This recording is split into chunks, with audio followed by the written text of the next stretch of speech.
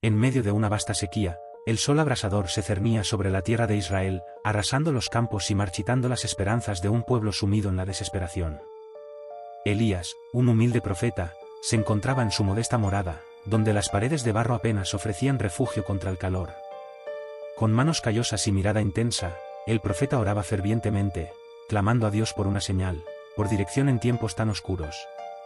Fue entonces cuando sintió una presencia sobrecogedora, una voz clara que resonó en su corazón: «Ve y presenta tu causa ante el rey Acab, pues la corrupción ha llevado a mi pueblo a la ruina».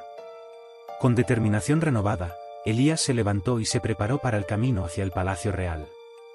La brisa caliente azotaba su rostro mientras avanzaba, pero su espíritu ardía con un propósito divino. Sabía que enfrentaría no solo al rey, sino también a la influencia de Jezabel y a los profetas de Baal, quienes habían llevado al pueblo por senderos de idolatría.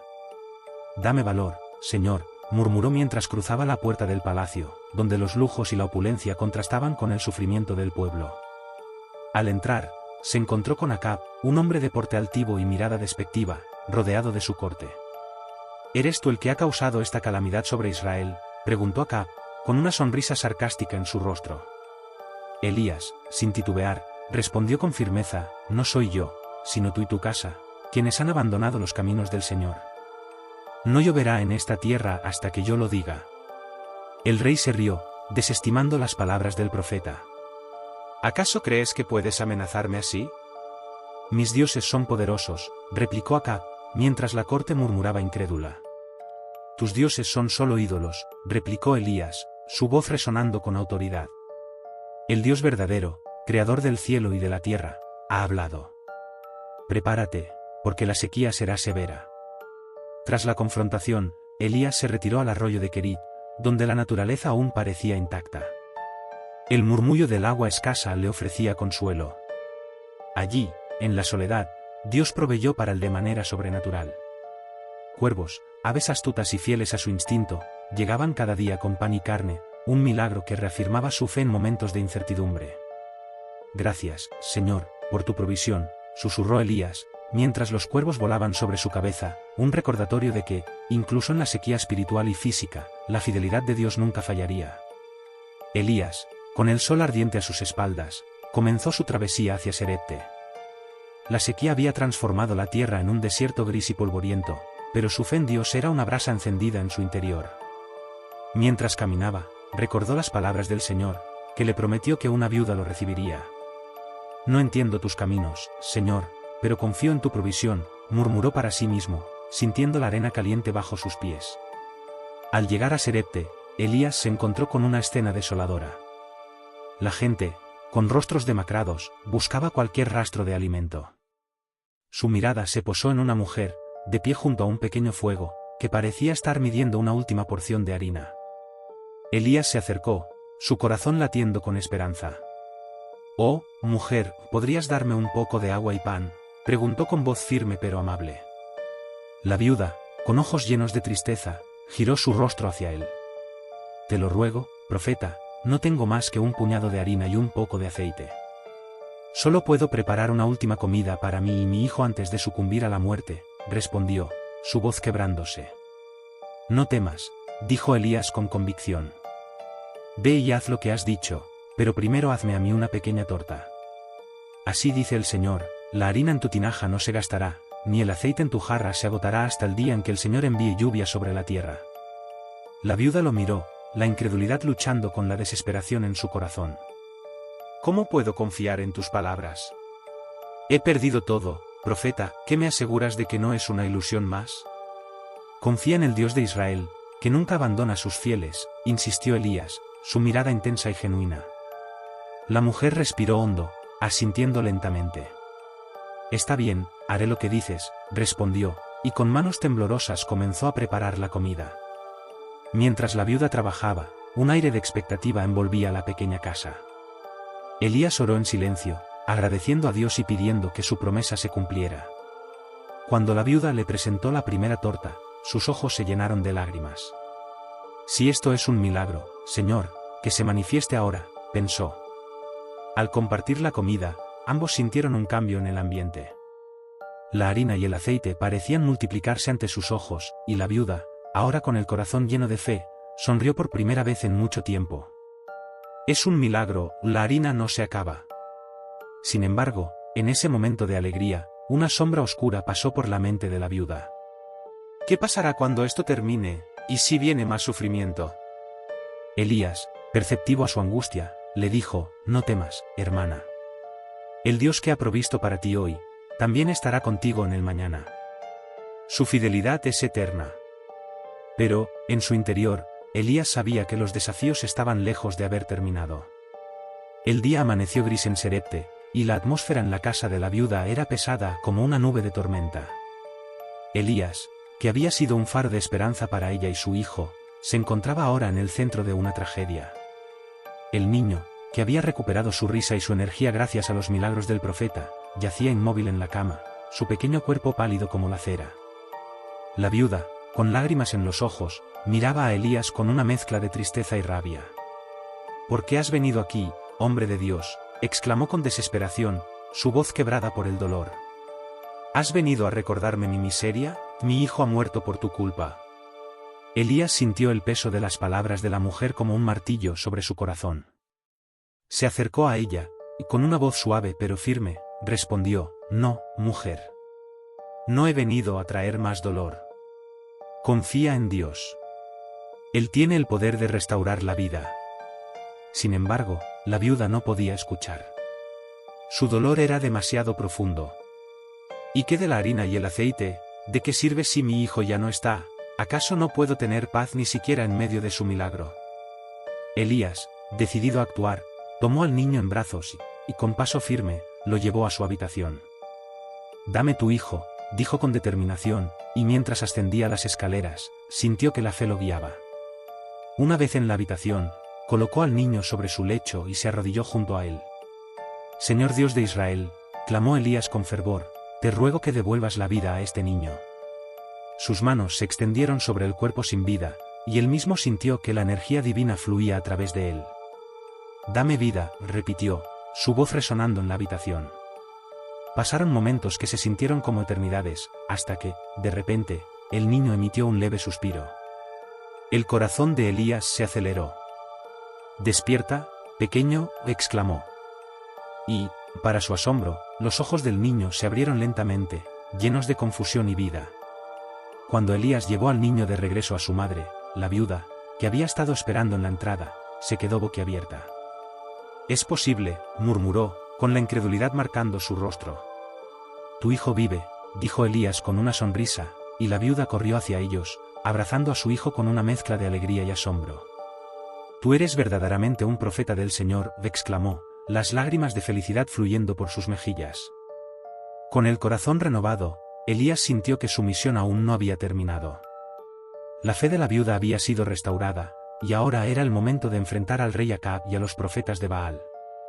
La sequía que había llevado al pueblo a la ruina espiritual debía ser confrontada. Es hora de que Israel conozca al verdadero Dios, pensó Elías, sintiendo que el viento de la esperanza comenzaba a soplar sobre su corazón. El sol brillaba intensamente sobre el monte Carmelo, un lugar donde la tensión se podía cortar con un cuchillo. Elías, firme y decidido, había convocado a todo Israel junto con los 450 profetas de Baal. La multitud se aglomeraba, sus murmullos llenos de incertidumbre y curiosidad. Un viento ligero agitaba el cabello del profeta mientras se dirigía a la multitud. «Pueblo de Israel», gritó Elías con voz potente. «¿Hasta cuándo claudicaréis entre dos pensamientos? Si Jehová es Dios, seguidle, y si Baal, id en pos de él». Los israelitas se miraban entre sí, algunos dudando, otros claramente intrigados. Entre ellos, un grupo de profetas de Baal, vestidos con túnicas y adornos que brillaban al sol, intercambiaban miradas desafiantes, seguros de su inminente victoria. A medida que la mañana avanzaba, los profetas de Baal comenzaron su ritual. Con fervor, clamaban a su Dios, danzando alrededor de su altar, que había sido preparado con un toro sacrificado. Sus voces resonaban en el aire, llenas de desesperación. «Oh Baal», gritaban, «respóndenos. Envíanos fuego». Elías, con una sonrisa confiada, observaba a la multitud, sintiendo la presión palpable del momento. Luego, con calma, comenzó a preparar su propio altar, utilizando 12 piedras para representar a las tribus de Israel.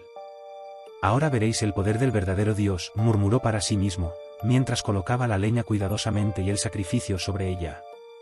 Las horas pasaban y el clamor de los profetas de Baal se hacía cada vez más frenético, pero no había respuesta.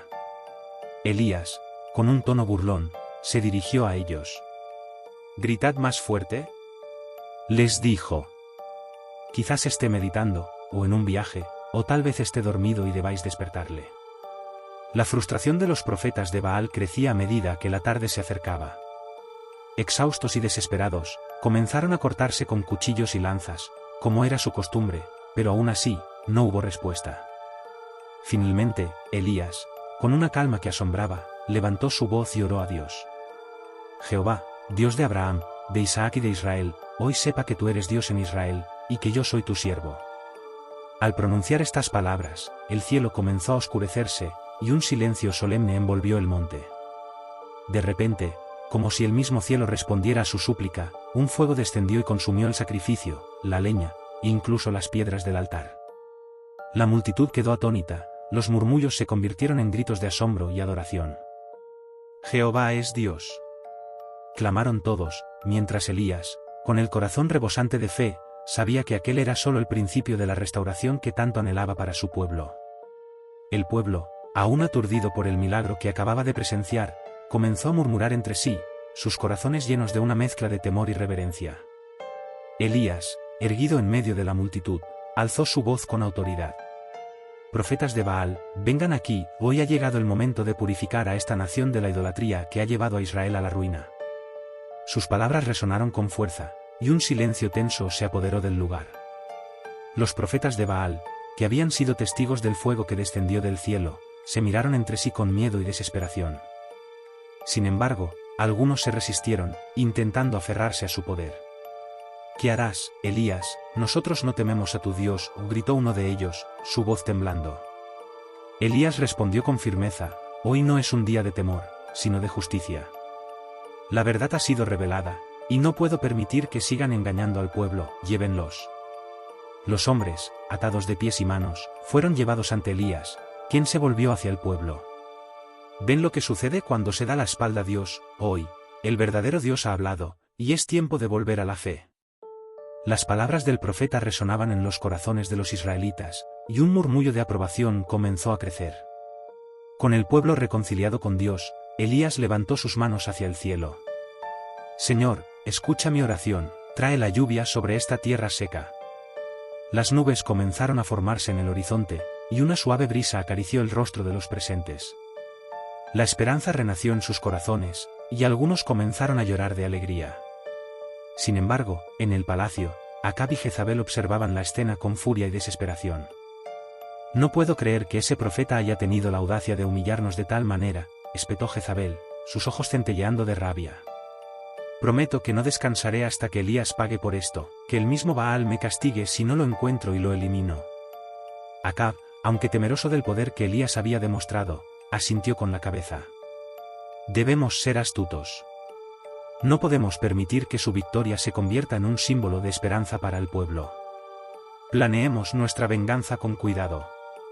Mientras la tormenta se acercaba, el ambiente se tornaba pesado con la amenaza que representaban Acab y Jezabel. Elías, en su fe inquebrantable, no conocía aún el peligro que se cernía sobre él, pero la sombra de la venganza ya se alzaba en el horizonte. Elías se encontraba solo en el desierto, rodeado por la aridez de la tierra que había sido testigo de su valentía y de los milagros que había realizado. La brisa caliente acariciaba su rostro mientras se sentaba en una roca, su mente atormentada por la ira de Jezabel. Había enfrentado a los profetas de Baal y había visto la gloria de Dios descender en forma de fuego, pero ahora sentía que la sombra de la muerte se cernía sobre él. De repente, una luz brillante iluminó el lugar y un ángel apareció ante él. Su presencia era serena y poderosa. «Elías», dijo el ángel con voz suave, «¿qué haces aquí? No temas, tu misión no ha terminado». Elías levantó la mirada, los ojos llenos de dudas. «Señor, he hecho todo lo que me has pedido, pero Jezabel jura que me matará. Estoy cansado y desalentado. ¿Por qué me has llamado a una tarea tan pesada?». El ángel le sonrió. «Porque hay más por hacer. Debes ungir a Eliseo como tu sucesor, y juntos llevarán a Israel de vuelta a mí. La fe de tu pueblo necesita renovarse, y tú eres el instrumento elegido para ello. Con esas palabras, Elías sintió que se encendía una chispa de esperanza en su corazón. Sabía que no estaba solo en su lucha. Mientras tanto, en el palacio, Jezabel estaba furiosa. Que Elías no se atreva a mostrarse por aquí de nuevo, gritó, sus ojos centelleando de rabia. Prometo que no descansaré hasta que su cabeza esté en una bandeja. Que se sepa que el rey Acab no tolerará la desobediencia. Sus palabras estaban llenas de veneno y promesas de venganza, y los sirvientes que la rodeaban bajaron la mirada, temerosos de su ira.